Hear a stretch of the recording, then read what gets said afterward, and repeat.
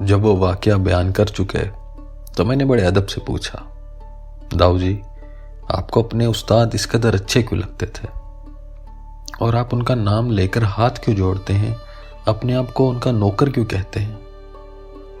داؤ جی نے مسکرا کر کہا، جو طویلے کے ایک خر کو ایسا بنا دے کہ لوگ کہیں یہ منشی چنت رام جی ہیں، وہ مسیحا نہ ہو، آقا نہ ہو تو پھر کیا ہو؟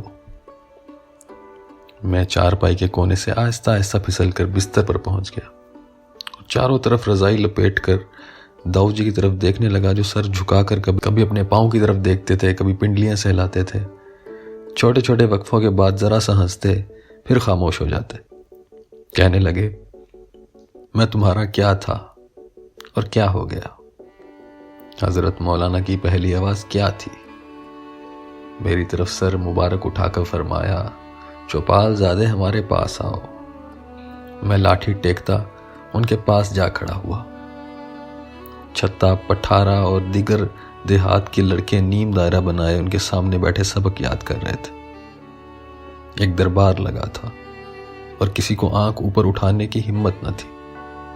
میں حضور کے قریب گیا تو فرمایا، بھائی ہم تم کو روز یہاں بکریاں چراتے دیکھتے ہیں، انہیں چرنے چگنے کے لیے چھوڑ کر ہمارے پاس آ جایا کرو اور کچھ پڑھ لیا کرو۔ پھر حضور نے میری عرض سنے بغیر پوچھا، کیا نام ہے تمہارا؟ میں گنواروں کی طرح کہا، چنتو۔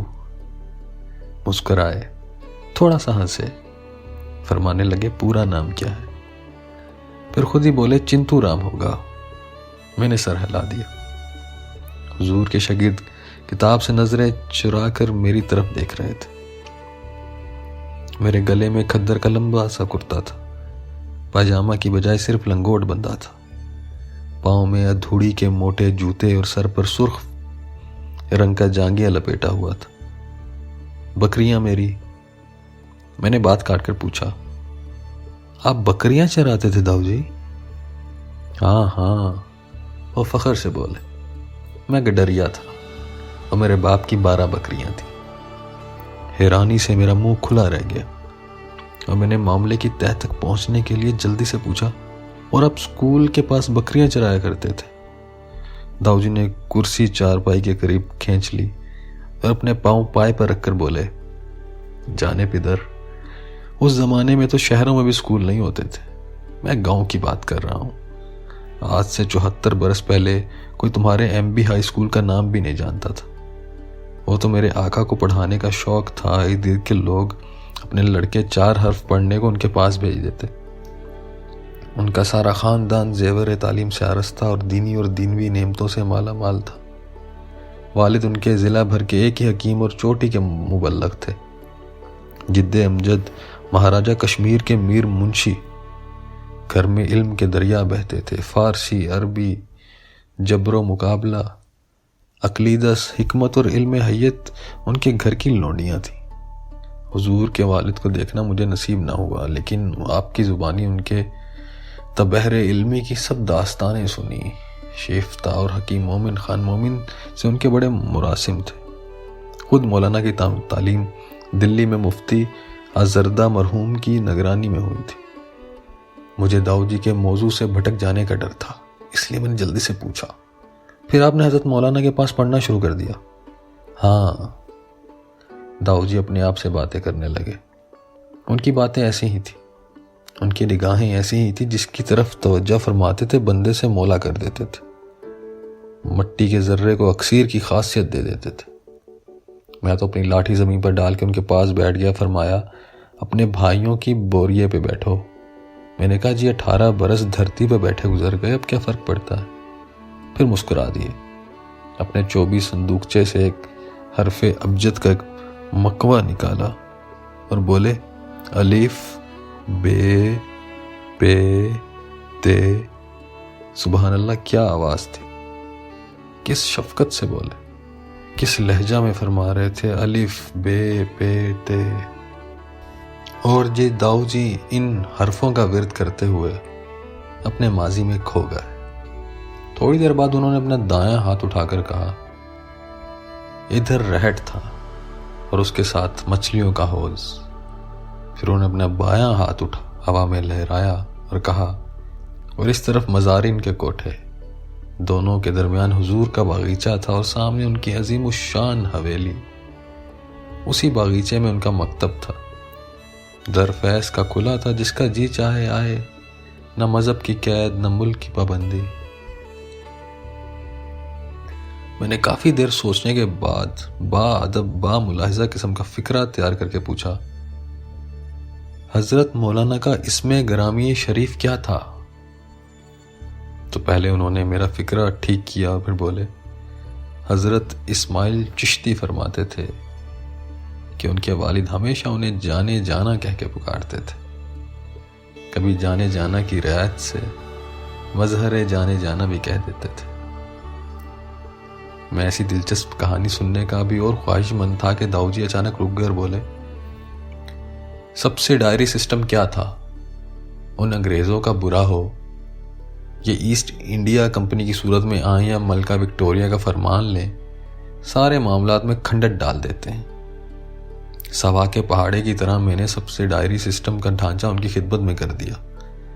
پھر انہوں نے میز سے گرامر کی کتاب اٹھائی اور بولے، باہر جا کے دیکھ کیا کہ تیری بیبے کا غصہ کم ہوا یا نہیں۔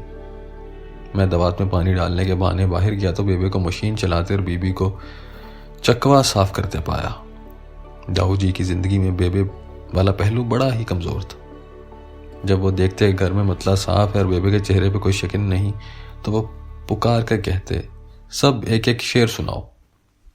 پہلے مجھے سے تقاضا ہوتا اور میں چھوٹتے ہی کہتا، لازم تھا کہ دیکھو میرا رستہ کوئی دن اور، تنہا گئے کیوں اب رہو تنہا کوئی دن اور۔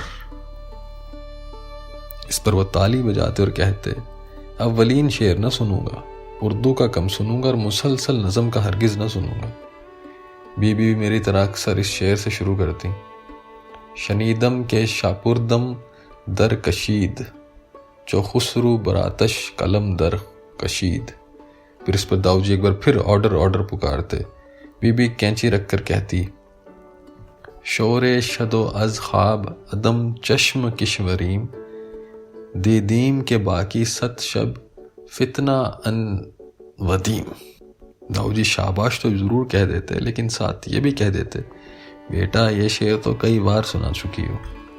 پھر وہ بیبے کی طرف دیکھ کر کہتے، بھائی آج تمہاری بیبے بھی ایک سنائے گی۔ مگر بیبے روکھا سا جواب دیتی، مجھے نہیں آتے شعر۔ کب؟ اس پر داؤ جی کہتے، گھوڑیاں ہی سنا دے، اپنے بیٹوں کے بیاہ کی گھوڑیاں ہی گا دے۔ اس پر بیبے کے ہونٹ مسکرانے کو کرتے لیکن وہ مسکرا نہ سکتی۔ داؤ جی این عورتوں کی طرح گھوڑیاں گانے لگتے۔ ان کے درمیان کبھی امی چند اور کبھی میرا نام ٹانک دیتے۔ پھر کہتے، میں اپنے اس گولو مولو کی شادی پر سرخ پگڑی پہنوں گا، بارات میں ڈاکٹر صاحب کے ساتھ چلوں گا اور نکاح نامے میں شہادت کے دستخط کروں گا۔